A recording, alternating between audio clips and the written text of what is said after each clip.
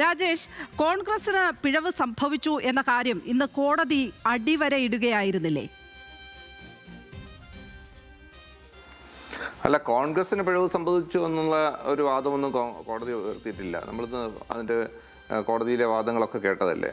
അതിനകത്ത് BM വിനുവിനെ കുറിച്ച് കോടതി പരാമർശം നടത്തിയിരുന്നു. വോട്ടർ പട്ടികയിൽ പേരുണ്ടോ എന്ന് പരിശോധിക്കേണ്ടതായിരുന്നു മത്സരിക്കാൻ ഇറങ്ങുന്നതിന് മുമ്പ് എന്നുള്ളൊരു പരാമർശമാണ് കോടതി നടത്തിയിട്ടുള്ളത്.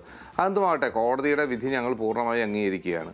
പക്ഷേ ഒരു കാര്യം ആലോചിക്കേണ്ടത്, ഒരു ഇന്ത്യൻ പൗരന് ഒരു തെരഞ്ഞെടുപ്പിൽ വോട്ട് രേഖപ്പെടുത്തുക എന്നുള്ളത് അയാളുടെ അവകാശമാണ്. ആ അവകാശത്തെ ആരാണ് നിഷേധിക്കുന്നത് എന്നുള്ള കാര്യം നമ്മൾ വ്യക്തമായി പരിശോധിക്കണം.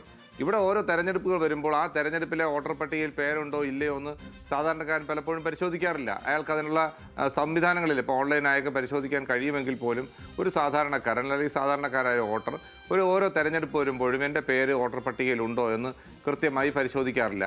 ആ ഒരു പഴുത് മുതലെടുത്തുകൊണ്ടാണ് പലപ്പോഴും വോട്ടർ പട്ടികയിൽ നിന്ന് പ്രമുഖരും അല്ലാത്തവരുമായുള്ള സാധാരണക്കാരെ പോലും എതിരാളികളുടെ വോട്ട് വെട്ടിമാറ്റുന്ന ഒരു രീതി കഴിഞ്ഞ കുറേ നാളുകളായി കേരളത്തിൽ നടന്നു വരികയാണ്. ഇപ്പോൾ രാജ്യത്തിൻ്റെ പല ഭാഗങ്ങളിൽ നടത്തി വരുന്ന BJP അല്ലെങ്കിൽ കേന്ദ്ര തെരഞ്ഞെടുപ്പ് കമ്മീഷൻ നടത്തി വരുന്ന പ്രവർത്തികൾ നമ്മൾ കാണുകയാണ്. അപ്പോൾ അതിൻ്റെ മറ്റൊരു പകർപ്പാണ് തദ്ദേശ സ്വയംഭരണ സ്ഥാപനങ്ങളിലെ തെരഞ്ഞെടുപ്പുമായി ബന്ധപ്പെട്ട് കേരളത്തിൽ അരങ്ങേറിക്കൊണ്ടിരിക്കുന്നത്. എന്തുകൊണ്ടാണ് ഇവിടെ തിരുവനന്തപുരം കോർപ്പറേഷനിലെ മുട്ടട വാർഡിലെ UDFൻ്റെ സ്ഥാനാർത്ഥി വൈഷ്ണയ്ക്കെതിരായി പരാതി നൽകിയിട്ടുള്ളത്?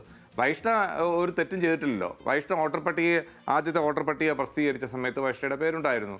രണ്ടാമത് ആ വോട്ടർ പട്ടിക പ്രസിദ്ധീകരിച്ചപ്പോൾ എന്തുകൊണ്ടാണ് പേര് ഒഴിവായി പോയത്?